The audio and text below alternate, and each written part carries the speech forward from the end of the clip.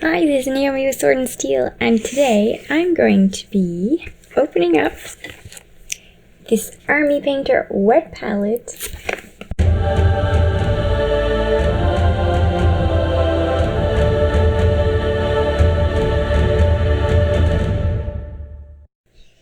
I've been quite excited to get this one in.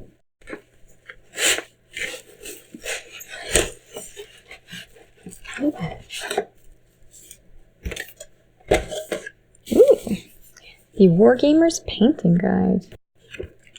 An Army Painter Painting Guide and an Army Painter Assembly and Safety Tool Guide.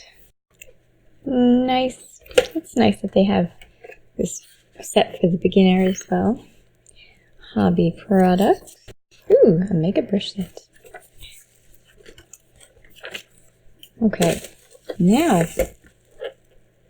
smash, missed, broken. Well, that's handy. Here we are. Ooh. A plastic.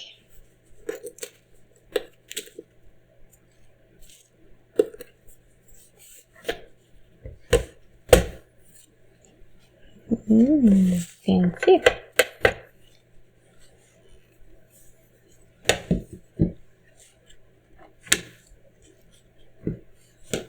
I see.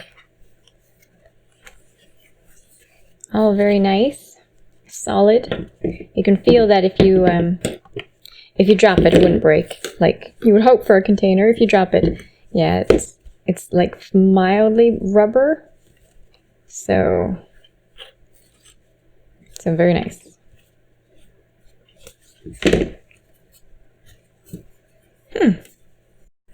And places to put your brushes. Ones that are other. Actually, that does fit. This is a GW one. Not quite. Don't mind that it's covered in paint right now.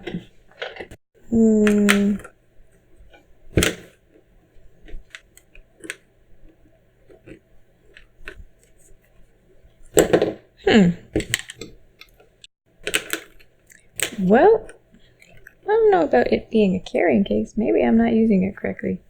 But I guess it's handy for holding your brushes while you're using them.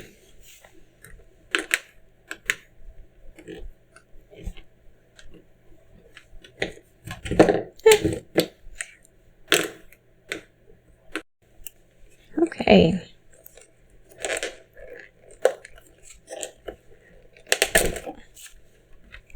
So that's nice. Contact them if there's anything wrong. And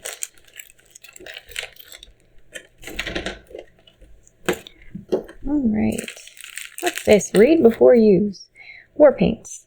Air and medium. Heavy pigment and medium. Heavy paint. Before. Shake. Shake paint. Ready to use. They're reminding everyone that you need to shake your paints before you use it. Cool. I like all these little tips. So we got 2 packs. Alright. The bottom is protected with anti-mold agent. The brush holder, brushes shown for illustrative purposes. We have safety strap, we have 50 hydro sheets, and we've got 2 hydro foams. And what it doesn't say is how to put it together, but you know, I guess they assume you already know how to put it together, but they don't. So I shall demonstrate here.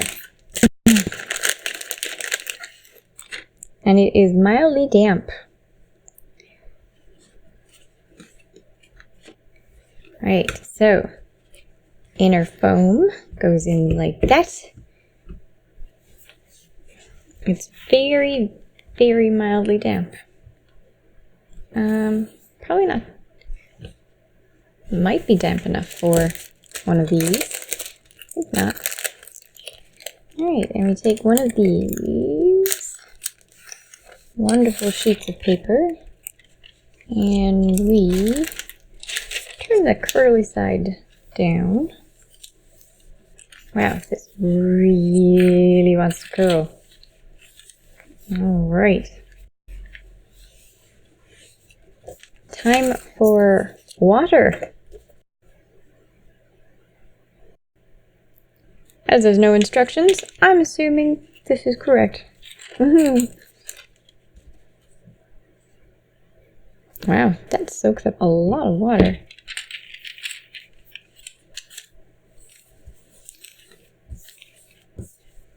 I don't think there's any harm in making it completely wet. Boop-doo. Boop-doo. Now, that is too much water. Okay, I'll just dump it out in this handy dandy tray over here.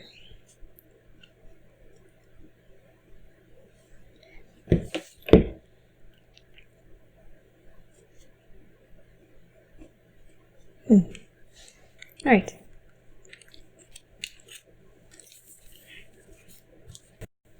And it's not tearing.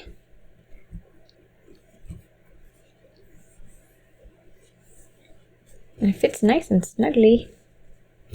Alright. Now, let's try some paints. Let's go with contrast paint.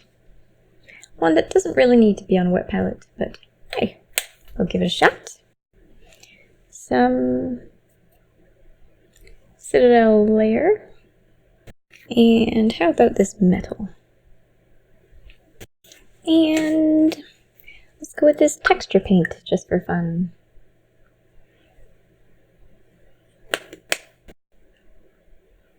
So, on the bottle cap, the gray is nearly dry. As you can see on here, the thinnest parts are dry, but we still got a lot of moisture. So this works great. I haven't used a pre-done wet palette before, but I've used this concept before, and it works really nicely. I mean, for single models that you're not doing a lot of blending, you might not need it for, but if it's like a larger model where you're going to be using a more than just a drop of paint at a time, this is so nice to have. And if you're going to be doing multiple models in the same scheme, it is really nice to have your paint last, particularly if you mixed a particular color. I also do Magic the Gathering altars,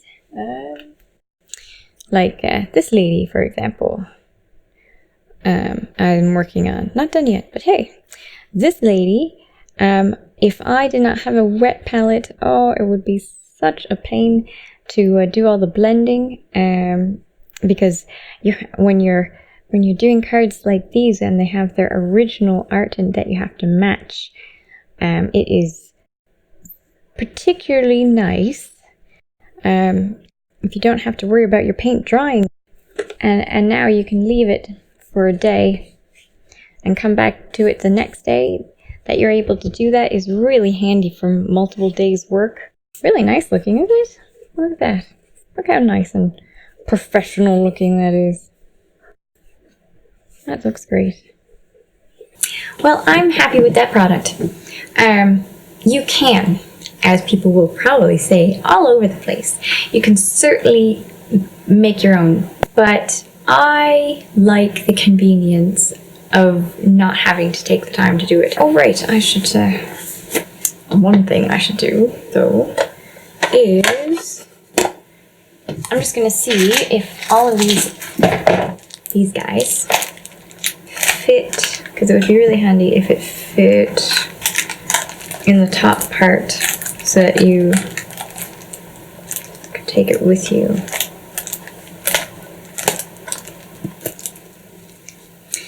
It wouldn't be waterproof anymore, but hey,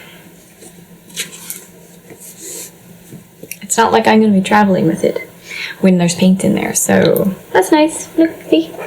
I just put all of the extra ones in there, plastic bag and all. That's how I would be using it, so I didn't lose them.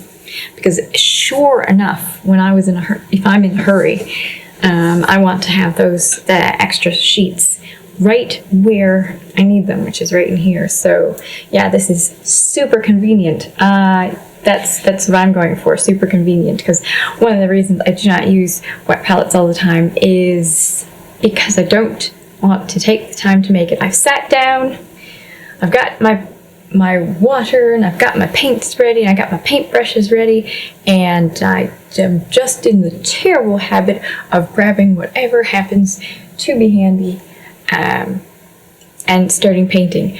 But I have to make a wet palette if I'm doing anything that is mixing. It just has to be done, or anything that is a bit larger, just to keep your paints from drying out. And this saves me time. I like my time, so anything that saves me time and is of high quality is good in my books. Yes. Yes, I must use you. What shall I paint you with? When I use it for the first time, I shall show you the video. What should I paint? What should I paint? Well, if you liked the video, give us a like, and if you'd like to see more unboxings of painting material and other wargaming and tabletop miniature things, subscribe to our channel and hit that bell notification so you know as soon as we put out our next video. Thanks for watching. Bye!